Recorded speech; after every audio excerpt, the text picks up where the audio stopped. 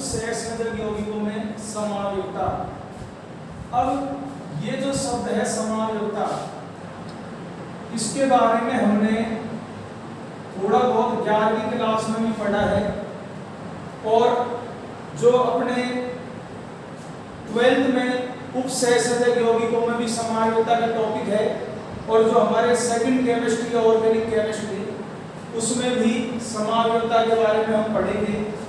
तो देखिए समावयवता क्या है। समावयवता समान अवयव, समान अवयव।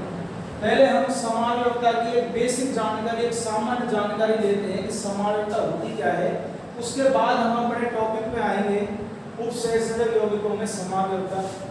समान अवयव, देखिए दो या दो से अधिक यौगिक, दो या दो से अधिक यौगिक जिनके अणुसूत्र समान हो, अणुसूत्र तो समान हो, परंतु उनका संरचना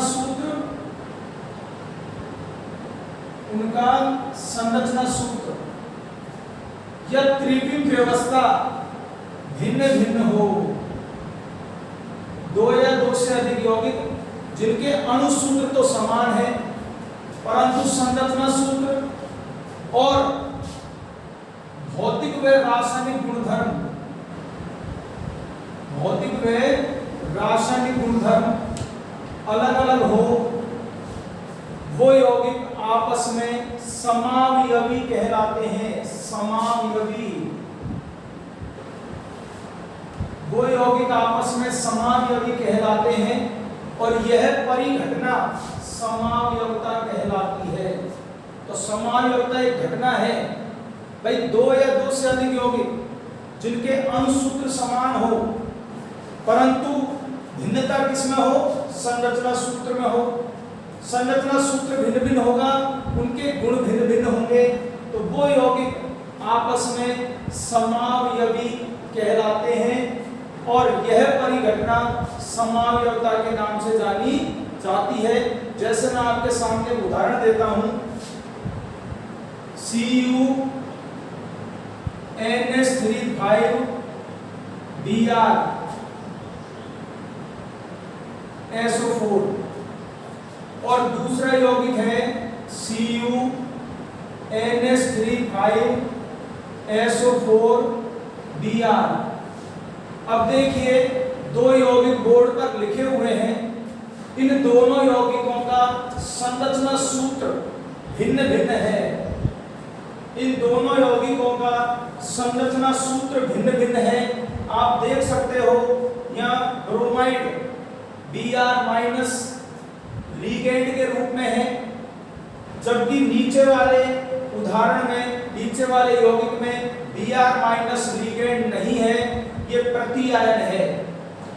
तो आप देखिए दोनों यौगिक जो हैं इनके संरचना सूत्र भिन्न भिन्न हैं, इनके गुण भिन्न भिन्न हैं, इनका IUPAC नाम भिन्न भिन्न है, परंतु इनमें एक समानता भी है, इनका जो अणुसूत्र है वो समान है। इनका अणुसूत्र समान है, परंतु इनका संरचना सूत्र हुआ, इनके गुणधर्म हुए, वो भिन्न भिन्न हैं। तो ये दोनों यौगिक आपस में एक दूसरे के समावयवी कहलाएंगे, और यह परिघटना समावयवता के नाम से जानी जाएगी। तो प्यारे बच्चों, सबसे पहले समावयवता की परिभाषा हमसे पूछता है बोर्ड में, तो हम लिखेंगे दो या दो से अधिक यौगिक जिनके अणुसूत्र तो समान हो, परंतु उनका संरचना सूत्र, भौतिक व रासायनिक गुणधर्म भिन्न भिन्न हो, वे यौगिक आपस में समावयवी कहलाते हैं, और यह परिघटना समावयवता कहलाती है। अब मैं आपके सामने एक उदाहरण और देता हूं। देखिए आप, अभी मैंने ये उदाहरण दिया था आपको, इसके दो समावयवी थे CuNH3 Br SO4, और एक था CuNH3,5SO4Br। अभी मैंने आपको बताया ये दोनों यौगिक जो मैंने आपको लिखे हैं, इन दोनों यौगिकों का अणुसूत्र तो समान है परंतु संरचना सूत्र भिन्न भिन्न है। ये दोनों यौगिक एक दूसरे के समावयवी हैं। मैं एक उदाहरण और देता हूं, वो सहसंगत यौगिकों से संबंधित नहीं है परंतु केवल आपको समझाने के पर्पज से वो उदाहरण दिया जा रहा है। आप देखिए CH3 CH2 C+H, ये एक यौगिक है, एल्डिहाइड है क्योंकि इसमें CHO समूह जुड़ा हुआ है, ये एल्डिहाइड है। इसी प्रकार मैं एक दूसरा यौगिक और लिख रहा हूं आपके सामने CH3 C+CH3। आप देखिए ये कीटोन है। अब ये जो दो यौगिक मैंने आपके सामने लिखे हुए हैं, इनका संरचना सूत्र भिन्न भिन्न है। इनका संरचना सूत्र आप देखिए, संरचना सूत्र दोनों का भिन्न भिन्न है, दोनों के गुणधर्म अलग अलग हैं। वो एल्डिहाइड है, ये कीटोन है, परंतु इन दोनों में एक विशेष समानता भी है, विशेष बात भी है। 1 2 3 C3 3 2 5 और 1 6 H6O। इसका अणुसूत्र लिख रहा हूं मैं, 1 2 3 3 कार्बन है तो वही C3, 3 और 3 6 हाइड्रोजन है 6O। यानी इन दोनों में समानता यह है, दोनों के अणुसूत्र समान है। तो ये दोनों यौगिक आपस में समावयवी कहलाएंगे और यह परिघटना समावयवता कहलाएगी। तो लास्ट फाइनल में आपके सामने परिभाषा बोलता हूं कि दो या दो से अधिक यौगिक जिनके अणुसूत्र तो समान हो, जिनके अणुसूत्र समान हो परंतु संरचना सूत्र भिन्न भिन्न हो। दो या दो से अधिक यौगिक जिनका अणुसूत्र तो समान हो परंतु संरचना सूत्र भिन्न भिन्न हो, ये यौगिक आपस में समावयवी कहलाते हैं और यह परिघटना समावयवता कहलाती है। अब आप देखिए कि जो समावयवता है वो हमारा स्पेशल टॉपिक है, उपसहसंयोजक यौगिकों में समावयवता। तो यहाँ हम इस पाठ में केवल जो उदाहरण पढ़ेंगे वो उपसहसंयोजक यौगिकों से संबंधित ही पढ़ेंगे। तो देखिए आप, अब जैसे एक सूत्र है, एक उपसहसंयोजक यौगिक है PTNH3/2Cl2। अब इसमें केंद्रीय धातु परमाणु तो प्लेटिनम है। इस प्लेटिनम से दो तो NH3 लिगेंड जुड़े हुए हैं और 2 Cl- लिगेंड जुड़े हुए हैं। अब इनके जुड़ने की व्यवस्था, इनके जुड़ने की आकाशीय व्यवस्था, जैसा आप देखिए, मैं अगर ज्यामिति बनाऊं तो NH3 इधर से जुड़ रहा है, दूसरा NH3 इधर से जुड़ रहा है, Cl-1 इधर से जुड़ रहा है उपसहसंयोजक बंध के द्वारा, Cl-1 इधर से जुड़ रहा है। अब आप देखिए इस प्रकार की व्यवस्था में जो ये दोनों समान लिगेंड हैं वो एक ही तरफ से जुड़ रहे हैं, ये दोनों समान लिगेंड एक ही तरफ से जुड़ रहे हैं। परंतु एक यौगिक मैंने ऐसा भी देखा जिसमें इन लिगेंडों के जुड़ने की व्यवस्था कुछ इस प्रकार थी।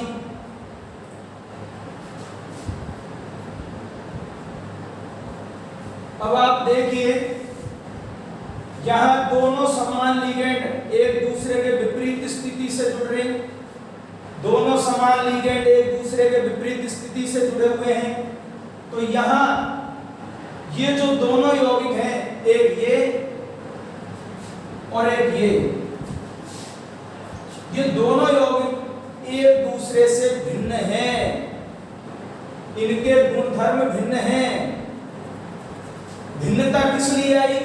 भिन्नता आई कि ये जो लिगेंड है इनके जुड़ने की आकाशीय व्यवस्था में, इनके जुड़ने की जो आकाशीय व्यवस्था है उसमें भिन्नता है। आकाशीय व्यवस्था में भिन्नता हो गई तो ये यौगिक अलग अलग हो गए। तो ये दोनों यौगिक भी, ये वाला और ये वाला, ये दोनों यौगिक भी एक दूसरे के समावयवी कहलाएंगे। इन दोनों यौगिकों का संरचना सूत्र समान है, इन दोनों यौगिकों का अणुसूत्र भी समान है, परंतु भिन्नता है किसमें? केंद्रीय धातु परमाणु से जुड़े हुए लिगेंडों की आकाशीय व्यवस्था में। तो अब एक नया शब्द और जुड़ गया समावयवता की परिभाषा में। तो हम बोलेंगे कि दो या दो से अधिक यौगिक जिनके अणुसूत्र तो समान हो परंतु संरचना सूत्र या लिगेंडों के जुड़ने की आकाशीय व्यवस्था भिन्न भिन्न हो, वो यौगिक आपस में समावयवी कहलाते हैं और यह परिघटना समावयवता के नाम से जानी जाती है। अब हम आगे पढ़ेंगे समावयवता कितने प्रकार की होती है। देखिए, उपसहसंयोजक यौगिकों में समावयवता की परिभाषा हमने पढ़ी। उसके बाद हम पढ़ेंगे कि उपसहसंयोजक यौगिकों में जो समावयवता है वो कितने प्रकार की होती है। तो प्यारे विद्यार्थियों, उपसहसंयोजक यौगिकों में जो समावयवता है वो दो प्रकार की होती है। एक तो है संरचनात्मक समावयवता और दूसरी है त्रिविम समावयवता। उपसहसंयोजक यौगिकों में जो समावयवता देखी गई है उसे हमने दो भागों में बांटा है। पहली है संरचनात्मक समावयवता और दूसरी है त्रिविम समावयवता। अब आप देखिए, सबसे पहले अपन बात करते हैं संरचनात्मक समावयवता की।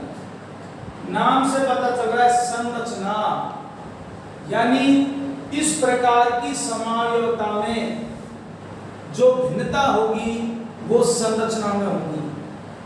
यानी यदि हम परिभाषा के रूप में बोलें तो दो या दो से अधिक यौगिक जिनका अणुसूत्र तो समान हो, अणुसूत्र समान हो परंतु संरचना में भिन्नता हो,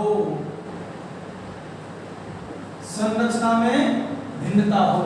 भाई दो या दो से अधिक यौगिक जिनके अणुसूत्र तो समान है परंतु भिन्नता किसमें है? संरचना में। तो वो यौगिक आपस में संरचनात्मक समावयवी कहलाते हैं और यह परिघटना संरचनात्मक समावयवता कहलाती है।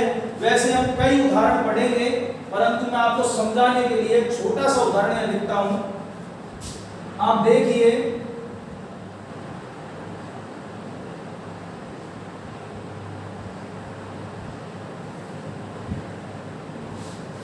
ये एक उपसहसंयोजक यौगिक है।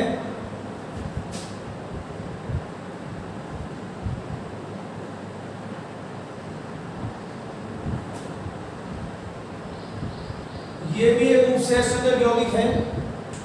इन दोनों उपसहसंयोजक यौगिकों की संरचना देखिए आप, इनके संरचना सूत्रों में भिन्नता है। इन दोनों उपसहसंयोजक यौगिकों के संरचना सूत्रों में भिन्नता है परंतु अणुसूत्र समान है। Cr Cl3 6H2O, इनका अणुसूत्र समान है परंतु इन दोनों यौगिकों के संरचना सूत्रों में भिन्नता है। यानी ये दोनों यौगिक आपस में एक दूसरे के संरचनात्मक समावयवी हैं और यह परिघटना संरचनात्मक समावयवता कहलाती है।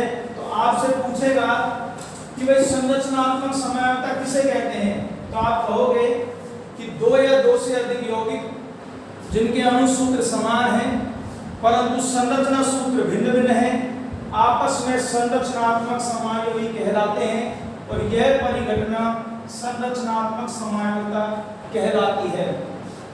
अब साहब दूसरा जो प्रकार है वह है त्रिविम समावयवता। तो त्रिविम, अभी मैंने आपको एक उदाहरण बताया था जिसमें अणुसूत्र समान था परंतु लिगेंडों के जुड़ने की जो आकाशीय व्यवस्था थी उसमें भिन्नता थी। त्रिविम संरचना अलग अलग थी, एक समपक्ष रूप था, दोनों लिगेंड समान तरफ एक तरफ थे, एक विपक्ष रूप था, दोनों समान लिगेंड विपरीत थे। तो देखिए आप, दो या दो से अधिक यौगिक जिनके अणु सूत्र समान हैं परंतु लिगेंडों के जुड़ने की त्रिविम व्यवस्था भिन्न भिन्न है। लिगेंडों के जुड़ने की त्रिविम व्यवस्था, आकाशीय व्यवस्था भिन्न भिन्न है, वो त्रिविम समावयवी कहलाते हैं। इनके बारे में अभी हम बाद में पढ़ेंगे, पहले हम पढ़ते हैं संरचनात्मक समावयवता के प्रकार। तो संरचनात्मक समावयवता 6 प्रकार की होती है। पहला है आयनन समावयवता, हाइड्रेट समावयवता, बंधक समावयवता या किसी किताब में बंधनी समावयवता, उपसह संयोजन समावयवता, लिगेंड समावयवता और उपसह संयोजन स्थिति समावयवता।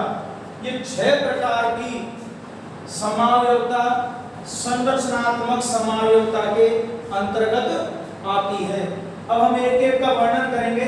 अपने माध्यमिक शिक्षा बोर्ड के पेपर में पिछली साल के आप 5-10 साल के पेपर देखोगे तो संरचनात्मक समावयवता में से एक 2 नंबर का प्रश्न आता है। तो सबसे पहले अपन बात करते हैं आयनन समावयवता की। तो आप देखिए इधर आयनन समावयवता, ये आयनन समावयवता संरचनात्मक समावयवता का ही एक रूप है। अब मैं आपके सामने पहले उदाहरण देता हूं, उसके बाद आपको समझाऊंगा इसकी परिभाषा।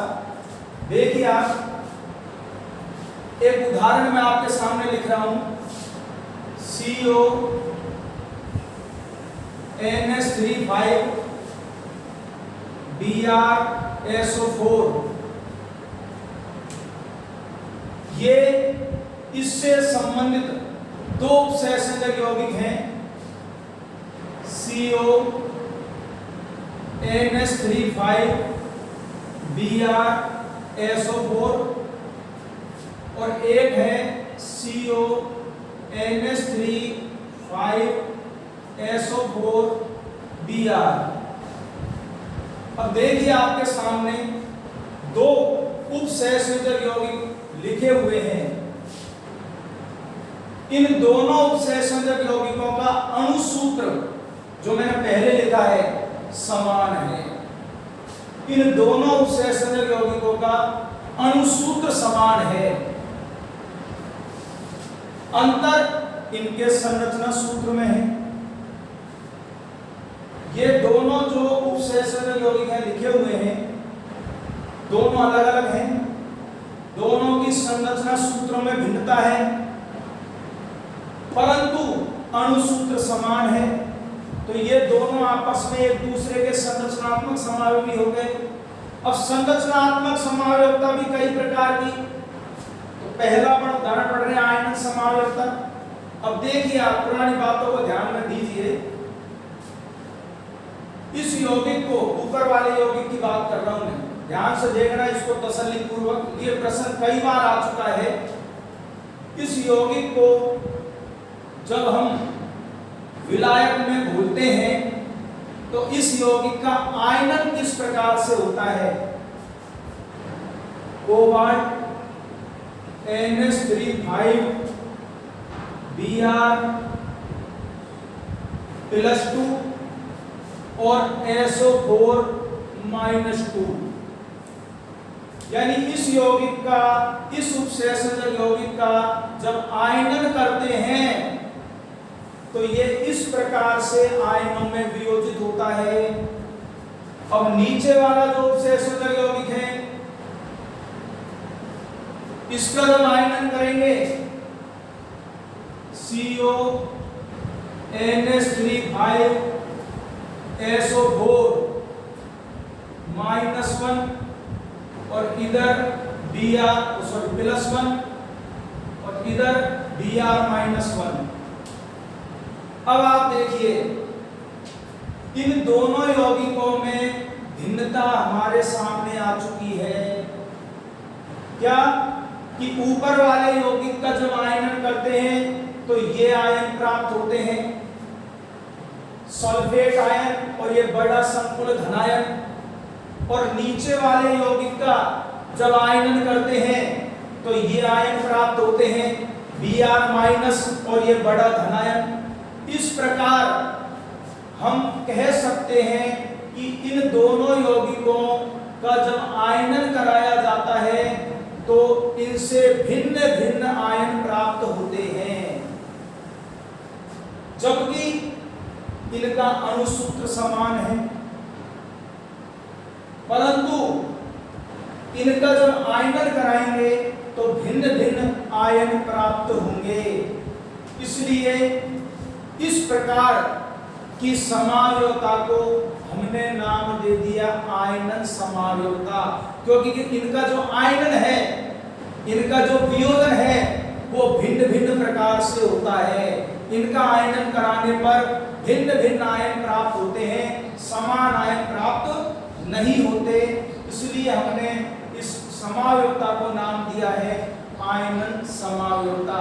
तो परिभाषा ये बनी कि दो या दो से अधिक यौगिक जिनका अणुसूत्र तो समान हो, परंतु जलीय विलयन में इनका आयनन भिन्न भिन्न प्रकार से होता हो, आपस में आयनन समावयवी कहलाते हैं और यह परिघटना आयनन समावयवता कहलाती है। अब मैं एक बात और बताता हूं जो हमारे माध्यमिक शिक्षा बोर्ड की किताब में नहीं है, परंतु आप समझो इस चीज को कि एक बात मैंने यहां देखी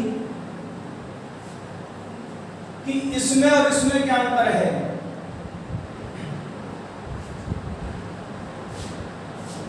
मैंने आपको समझाया था कि ये जो संयोजक यौगिक है इसमें ये जो वर्गाकार कोष्ठक है ये समन्वय मंडल है, और वर्गाकार कोष्ठक से बाहर जैसे इधर SO4 लिख रहा है, इधर Br लिख रहा है, ये आयनिक मंडल है।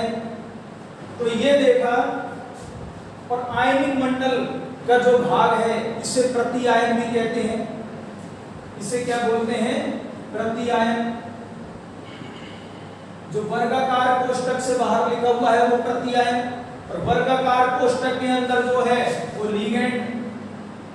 तो आप देखिए इन दोनों में जो भिन्नता आई वो आप ये भी बता सकते हो कि यहां जो प्रति आयन है सल्फेट वो नीचे वाले यौगिक में लिगेंड है, जबकि नीचे वाले यौगिक में जो प्रति आयन है वो ऊपर वाले यौगिक में लिगेंड है।